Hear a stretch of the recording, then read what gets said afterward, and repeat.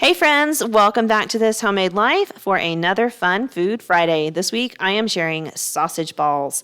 These are a family favorite. My mother-in-law first introduced me to these in my early 20s, and I instantly fell in love, and I have been making them for my family ever since. We enjoy them just like on a random weekend here at my home, but my in-laws always serve these at like get-togethers and holidays and all that. We just adore them.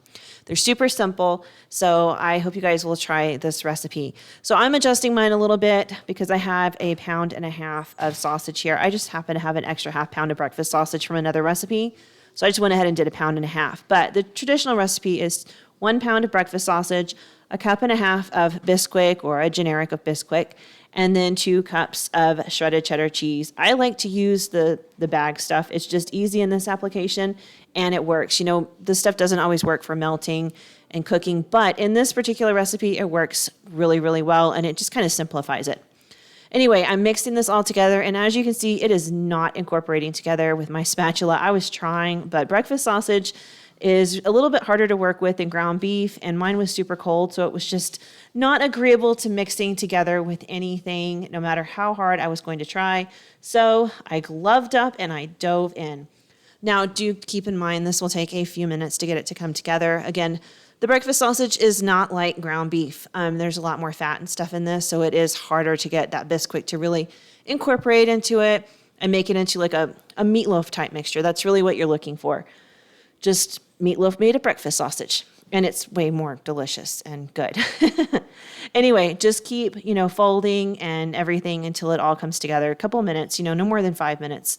A little bit of elbow grease, and it will all mix together beautifully. From there, I like to line a baking sheet with some parchment paper, 1 for easy cleanup and 2 because I think they bake better. And then I like to get one of my cookie scoops just to kind of make them more even. If I don't do this, I promise you guys, I've got some huge sausage balls and some tiny sausage balls, and I just can't keep them straight. This really helps me keep them a lot more uniform. So I just went ahead and made little balls on my cookie sheet until I ran out of the meat mixture. And then you're gonna see me rolling these. Sometimes I have to stop and wash my gloves off halfway through because my hands are hot and there is a lot of grease in breakfast sausage, so it will kind of get sticky after a little while. If you're doing this with your bare hands, same thing. It will kind of get sticky after a little bit, so you might have to stop and wash your hands in between just so it quits sticking to you and you can actually like roll them into balls.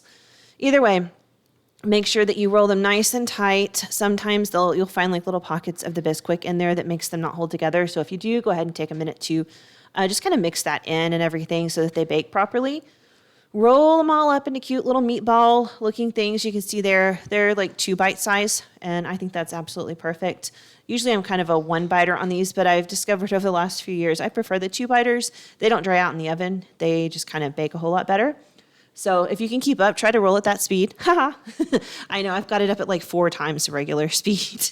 Nobody wants to watch me roll all these sausage balls in real time. I think it took me like 8 or 9 minutes. Anyway, get them all spaced out nicely. You want to make sure that they're not touching each other because if they are, they will bake together and stick together, and that's just not good eats. Then we're going to pop them in a 350-degree oven for like 20-ish minutes. It really is touch and go because some people's ovens are different. Some people run hot and some people don't. So keep an eye on them from like the 15-minute mark on. And then once they're done, go ahead and pull them out. Don't let them overcook though because the bottoms will get hard. And that is what they look like. The cheese is melty and the bisquick is mixed in and kind of made a little bit of breading to stick them together. They're super good, super delicious. And like I said, definitely a family favorite. I will list the recipe below. Thank you guys so much for watching and for tuning in and supporting my channel. I really, really do appreciate it. This Fun Food Friday is kind of a new thing, and I'm just kind of seeing how it works out. Anyway, you'll have a fantastic week, and I will see you soon. Bye. May you always find your way to higher ground.